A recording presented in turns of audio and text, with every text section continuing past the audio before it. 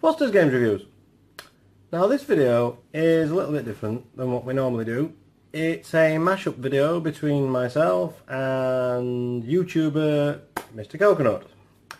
The idea is, as the age-old story of who was the king of the console back in the 80s and the 90s. Was it Nintendo or was it Sega? Who's going to decide? Neil? Who's going to decide? Is it me or is it you? It's a very good question there, Mark. What do you think is better, Sega and Nintendo? Or are they the sequels both as good as each other with their own great mascots? From the likes of, obviously, Sonic the Hedgehog. He's been a little friend of mine. Pretty awesome. He's got some style. What is it? The old famous Mario that everybody knows. It's a tough one really, for the old story for both of these good little gaming icons from the past. So, back to you, Mark. Do your thoughts. Well, if you follow myself, Foster's Games Reviews, and you follow my good friend Mr. Coconut on YouTube, you'll see that mine's all Nintendo and Neil, Mr. Coconut, is all Sega. So, let's proceed. So we had obviously handhelds as well, it was in the battle as well. We had the N-Gage by Nokia. It tried so hard to be a games console and handheld market. It basically did not do very well, I don't think. It had a small screen and the rest of it. It was in 2004. It did sell quite a lot of copies though, so it must have done something right, but it just died out of existence. The one that I thought was an epic failure was the Gizmondo, if that's the correct name for it. A very chunky thing. It had loads of software problems, not a good, had GPS in it and loads of other cool bits and pieces. Obviously there was one shop in London there on Oxford Street. Really didn't do very well, I don't think. It sort of died out. That was the Amiga 500. There was the Amiga 32. Need I say more? Okay, let's talk about the Amiga in a bit more detail. This is one of my favourite consoles. Obviously, it was all about the games, and not about the rest of it anyway. You used to have the mouse, but you used to have the cool little joystick, which was fantastic. Here's a classic, some of my favourites. Lemons, the little people were caught, then blow up at certain things, very cool. Bubble Bobble, Another World, Curtain for the awesome soundtrack, very small graphics, and sounds of a sock.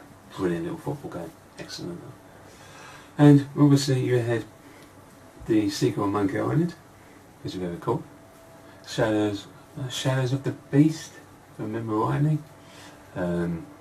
There was a couple of sequels on that, but that was a bloody hard game. I remember playing that. Rainbow's Island, very kind of catchy, kind of like a bobble really, the same kind of music going up the levels.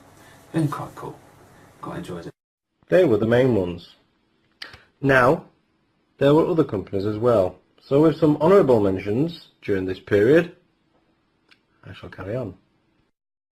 There was also the NEC TurboGrafx, or also known as the PC Engine, which in the UK didn't fare that well, to be fair.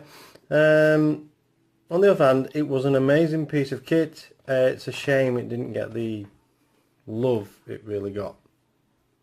The PC Engine, I couldn't really comment on this one because I didn't actually ever have one. Obviously I know it's big in the US and more bigger in Japan, and you had a really small little games card, so it's like a memory card. And you have loads of little shoot 'em ups. The thing I do remember on it is, what's it now? R-Type, that is it, R-Type. So, we can swiftly move on from that, because I haven't got a bloody clue on it. Back to you, Mark. There was the Panasonic 3DO, also made by Goldstar and Sanyo. That worked out well, didn't it? The Panasonic 3DO. Now, a very expensive console at the time. 400 Nico, if I remember rightly. A lot of dough back then. It has great games on it, but it was just too expensive for what it was. I remember playing Need for Speed, Road Rash, the FIFA soccer series was quite good on this. You had Super Street Fighter on there. That was a very good games conversion. Very good. I liked it a lot. Very cool.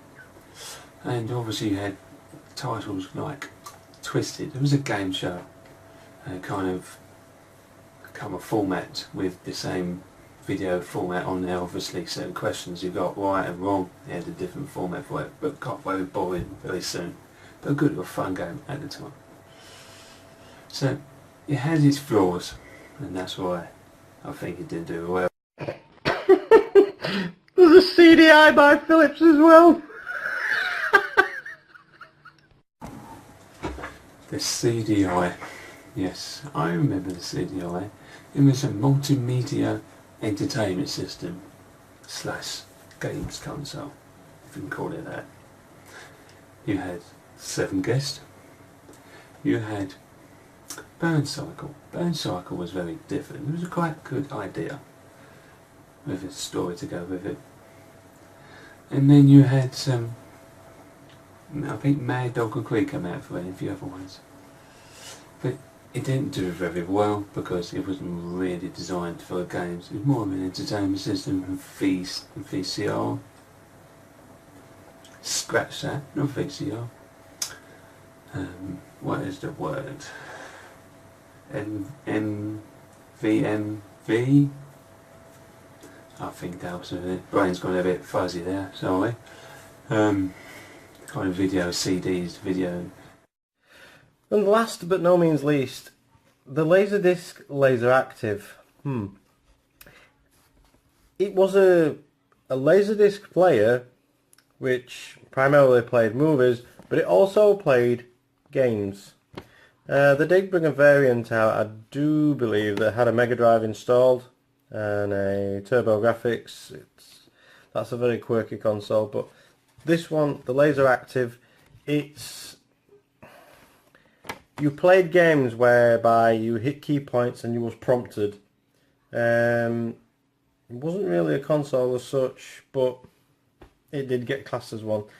It suffered really, really bad.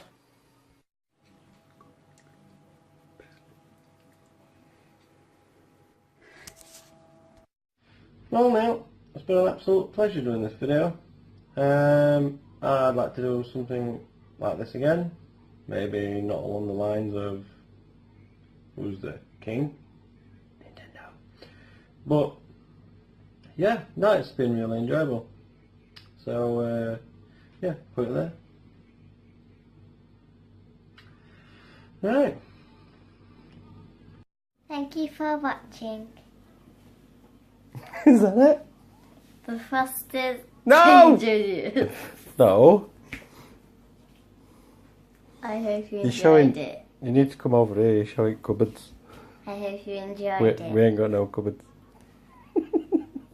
I hope you enjoyed it. Try again. Take 2. Take 2.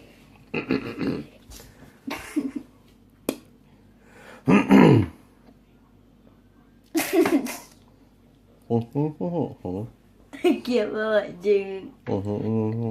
I hope you enjoyed.